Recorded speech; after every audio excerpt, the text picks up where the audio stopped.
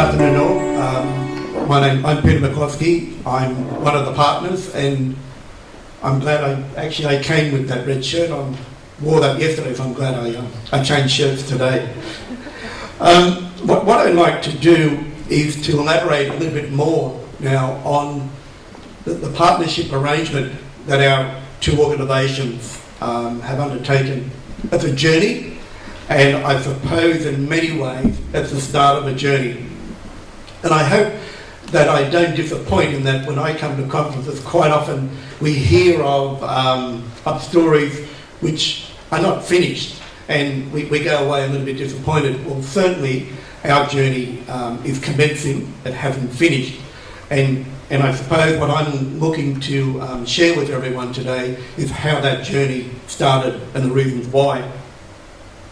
So at the end of the day, I'd like to be able to provide to everyone a message. It's a message regarding partnerships, and maybe also touching on a commercial business model that we're attempting to form now. I don't think I need to elaborate on why are we here. Bearing in mind our journey with Justin and myself started about 18 months ago with a casual conversation about a situation, and it led to further casual conversations. I think Michael has very much covered it very well this morning, and if we're not already aware of the residential care reform, the HAC reform, the NDIA, the CDC, perhaps it's too late, because we must be on that journey. We've got to be thinking these things through now. And if I may, I would certainly recommend Michael's comments this morning that many of the background information that we need for ourselves, for our boards to think about, Michael had freely on his website. So I'll very much endorse that invitation by Michael to go to his organisational website for a lot of very valuable data as to why are we thinking this. So as I say, there are two partners, Vietnam Veterans Keep Paying VC Hostel, that's a mouthful, and Community Care Services Central Coast, equally mouthful. To put those together into a single trading entity, we really had to think long and hard of what we might do. Just by way of a little bit of background, Vietnam Veterans Keep Paying VC Hostel, it's an ageing in place residential facility established in 1989 following the Welcoming Home Parade for Vietnam veterans in 1987. It started by a group of veterans in the Tuklu region, which is in the Wyong Shire, who they found that their colleagues were homeless, and not a great deal of support was being formed for veterans. So a group of veterans came together and thought of an idea and then approached the Department of Veteran Affairs for support, and the answer was, no, we can't do that. But 12 months later they were approached and said, if you can raise $1 million, possibly we will raise $1 million or provide $1 million and develop a hostel. Well, that's how their journey started. They, within 6 months, had raised $1 million from the community to support Vietnam veterans. They opened in 1992 with 40 beds, and last year expanded to 76 beds. One thing that is common to both our organisations is that Justin's organisation has a small commercial arm, Community Assistance Solutions. But they've been doing that for a couple of years. He delivers about 200 hot meals per day, charges $12 per meal, and I think he's just put it up to $16 at weekends. And when he put it up to 16, he lost one customer, one. And I might say that the area he's delivering to is a low socio-economic area in our region. Does about 170 lawns, has about 170 customers, I should say, in doing lawns. You may have seen in the clip with the opening, he also developed a commercial cafe at the and it's at the residential facility, which very much is encouraging and inviting the public to come to that cafe. One of the things is now noticing is that the participation by family members has doubled or has increased immensely. Family, as many would be aware, those who are in the commercial, in the residential area in the room today, family members come, don't know what to say, particularly if the person has mild stage dementia, not too sure what we're going to do. What we're finding is that cafe is an opportunity to bring family members and children rather than a common area or somebody's, their own residence. There's a memorial area put outside of the building that was to recognise Vietnam veterans. That's now used for small weddings. The only condition he applies to it in using it is that residents, where it's their home, must be able to come to the wedding. And so I've never been to one, but I've certainly been to the side. And so we have residents who sit on it's a bit of a dipped area, and they sit up on the hill and watch all the proceedings. So I suppose the picture I'm trying to paint here is that there's a little bit of a commercial flair looking outside. He's now looking to see, I do my own cleaning of linen. Who else can I provide it for? Where else can I cater meals? Where are the opportunities to do house cleaning, lawn mowing, window cleaning, and the like? The spin-off for Justin to date has been that his occupancy is sitting at 98, 99%. The extra beds that were opened in August last year were filled within 3 months and without any advertising whatsoever. No marketing required at all. His captured audience was the meals that he was delivering, lawn mowing, and his exposure in the community. My own organisation, Community Care Services Central Coast, commenced in 1986, auspiced by a local neighbourhood aid centre.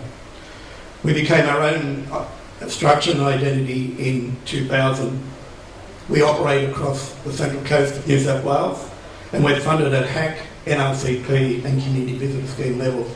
We do not provide packages. We also have a very small commercial arm, including a brokerage arrangement with another service to deliver veterans home care.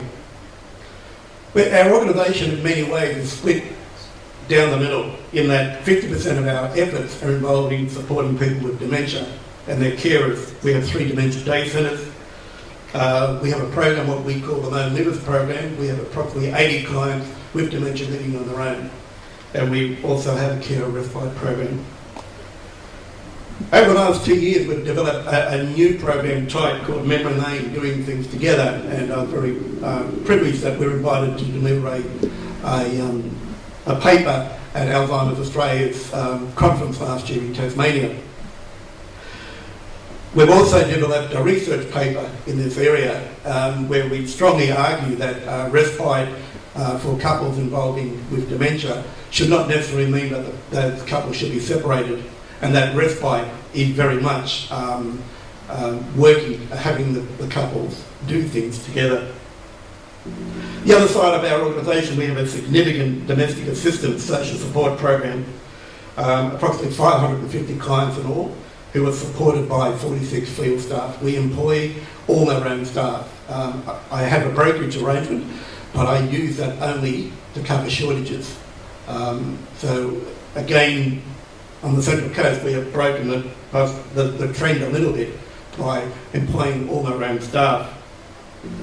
We also just are very proud that, and we seem to have gone against the trend in the 2013 HAC funding round. We were the only local regional organisation that got funding. We picked up about 25% of the Central Coast market share. 3 new providers came into the region. One of those was a large for-profit, and if anyone's been doing their study of it, they picked up delivery, probably $1 million to $1.5 million in 12 out of the 14 regions in New South Wales. Now, if you're wanting to look at trends, go to the website, the Commonwealth website on the 2013 HAC funding round, and look at, not in a region, but look across the regions. I didn't bother to go into the other states. That was enough for me to tell me that, again, just reinforcing what Michael was saying earlier on. But for my organisation, it gave us a real boost. We are the smallest HAC provider on the Central Coast, and yet we were the only provider, local provider, who got HAC funding. So again, we seem to have bucked the trend slightly. For those who just to give you a picture of where the Central Coast is, it's midway between Sydney and Newcastle, and the Hunter region is one of those trials for the NDIA, so it's next door to us, and we're watching that very closely. Our region is a mecca for young families and retirees. It has been a retirees mecca for many, many years. Our population is 300,000 plus and growing.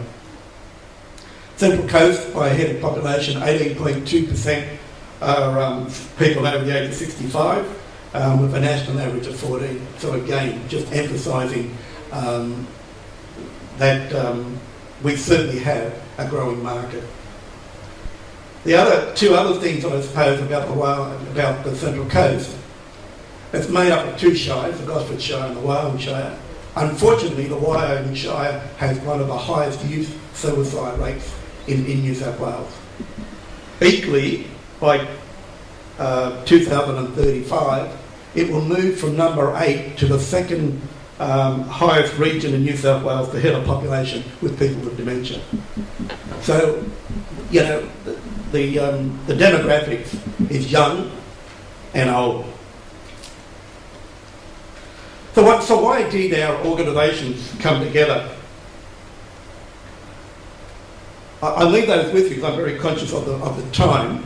But most importantly, and it's been picked up by others, there was trust by two CEOs, a vision, a conversation, which turned into a vision, a mutual trust. Certainly, we left our egos at the door in everything we did and said and working with one another. And that has certainly helped us moving forward, because we are moving into an area of uncertainty, and we have to keep bringing our board with us along. And so we've really needed that trust, and certainly the egos can't come with that. Most importantly, and I have noted it there, is to ensure that we need to position our organisations to capture the future NDIA and CDC market. And that's certainly why I looked for this partnership with another organisation. I want to position my organisation, relatively small, to ensure that when the rollout of the NDIA and the CDC does come, and when I stop receiving a government grant, and I have to find 2 months, 8 to 10 weeks cash, I'm ready, and my organisation is ready. So we looked at developing Blue Sky as a commercial model to ensure we were ready. So where are we up to at this stage? We established an MOU to give us the basic framework under which we would work, who was responsible, and what sort of money would be expected by each organisation to contribute. And we invested $15,000 each to give us a little bit of working capital to get the program going. We were then very fortunate, and we were in the right place at the right time when wind funds became available last year. So we were already just about to start the journey. And the journey was on a bit of a mud map on the back of a poachy stem. By combining our funds, and we approached, when we put a proposal together, we put in we did our diagnostic individually, we submitted our applications individually, but within those individual applications, we requested a sharing of funds for a common program. And that was accepted.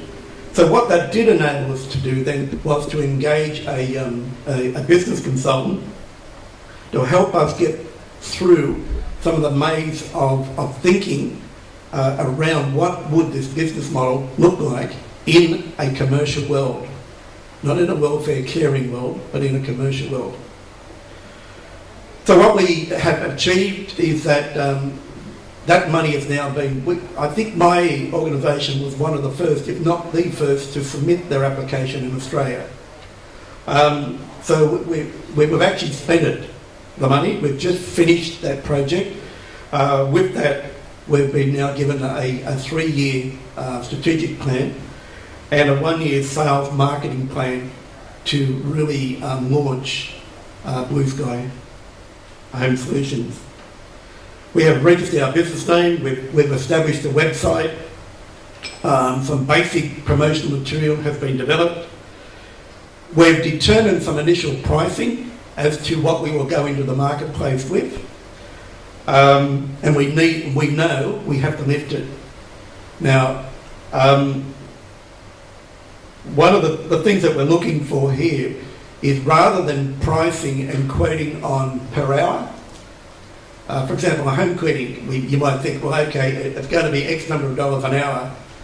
What we want to do is say, we will charge you X number of dollars, $100, $200 to clean your home. What we then have to be able to do is find efficiencies as we develop the model even further to bring that down from, it might be a 3-hour house clean, bring it down to 2.5, but still charging the customer, it's still getting the same rate, but still getting a quality service.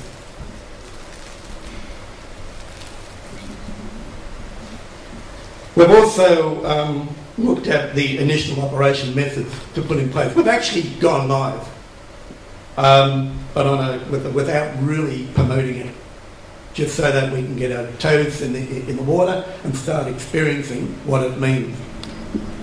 I think Phil made a comment earlier on about to hasten slowly, which is, in our case, we probably hastened too slowly. Justin and I had a vision of launching about December last year, but this whole project was being done, by the way, we're running our own organisations, and this was all being done on the side. My recommendation to anyone and everyone is be bold. We took some group earlier this morning talking about risk management. Take that step. You'll never be completely ready to start anything, but do your homework, do your risk management, and move forward. So where do we go from now? We now need joint approval for strategic marketing plans, and including in that is a sales budget in our first year sales marketing budget of $30,000. The emphasis, and this was a little bit of a surprise to me, the emphasis was that for the first 6 months, concentrate on sales, not marketing. We've got to get ourselves out into the market and door knocking. And when we were told that, and we were given an action plan, which involved 5 staff, including myself, as being, because we're the resources, there was a quietness that came around the room. And I think, I didn't watch other people's faces, but if they saw mine, there was a deafness grey dropping over it. And I've got to do sales. But we know that's where Blue Sky Home Solutions, that's where NDIS, that's where CDC will be in the future. So as I said, what we're trying to do is establish a commercial business model now, which we will apply and have our organisations hopefully ready 2015 and beyond. We've got to certainly finalise our operational manual, and we're aiming for a formal business launch and a sales launch in April of this year. The challenges ahead, we certainly have acknowledged and have been discussed in the room this morning, a complete business culture, we think. I suppose my organisation, like many in the room, we all have a caring, shall I say, welfare culture about us. Certainly, I'm a chartered accountant by trade or by profession, but I've been in the community sector now for 35 years. So I think I'm very much part of that culture as well. We've coined a phrase, commercially caring is where we have to move to. Where we talk about clients, but we do talk about customers. We talk about sales, and you heard me earlier on talking about margin. What margin are we getting for each hour or each product, each event that we deliver? How can we improve the margin? When you improve the margin, you're improving your bottom line. Certainly we have restricted resources and timeframes. As I said, the entire team developing this project, we're doing that as well as our normal standard jobs. My organisation, our accumulated fund is approximately $300,000. We have a turnover of approximately 2.7 million. So we don't have assets. And that's why, again, it's one of those challenges in moving forward into a business world. Where do you get the assets from? Particularly when we're going to move from grant funding to payment in arrears. Where will that additional cash flow come from?